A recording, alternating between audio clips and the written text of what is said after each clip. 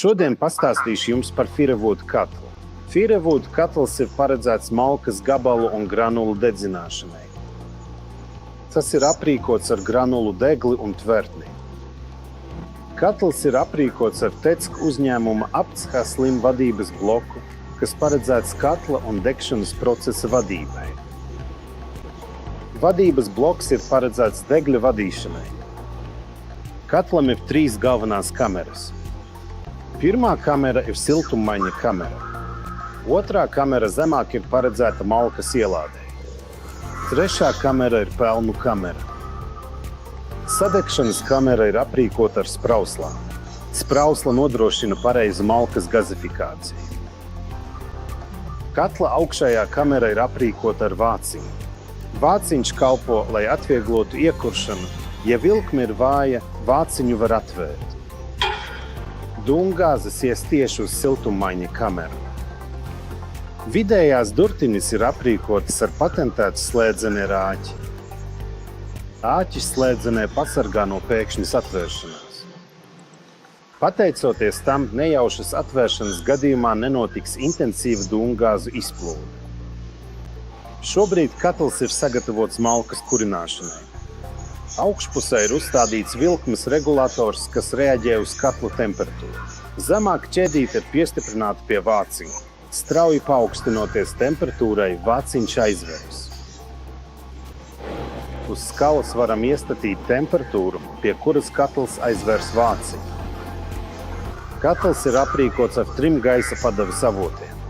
Pirmais avots ir priekšā esošais vāciņš un 2 avoti sānos pa labi un pa kreisi. Sānu avoti atkal iedalās 2 – primārais un sekundārais.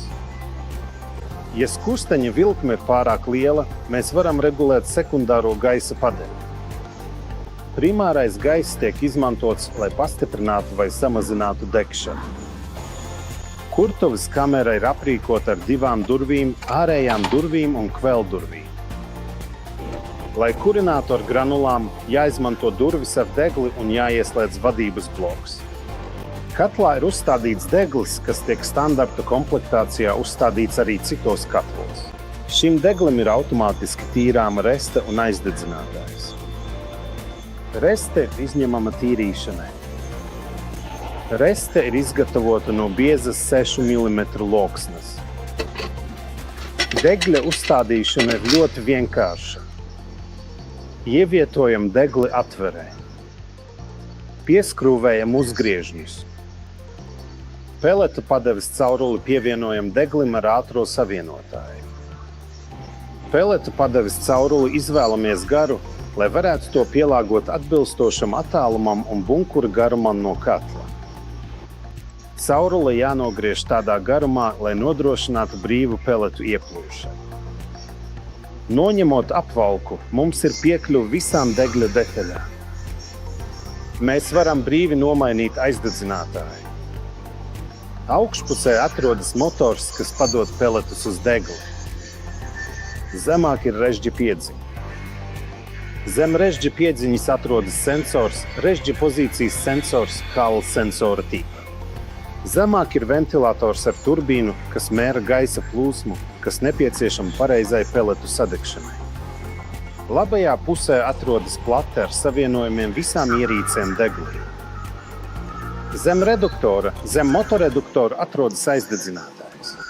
Magnēts uz piedziņas korpusa ļauj atbloķēt režģi, atvieglojot tīrīšanu. Lai tas darbotos pareizi, tam jābūt uzliktam sānos. Pirms noņem degļa korpusu, droši izslēdz katlu un atvieno kontaktdakšu no tīkla. Ieslēdzam vadības bloku. Katls ir sagatavots darbam ar granulām.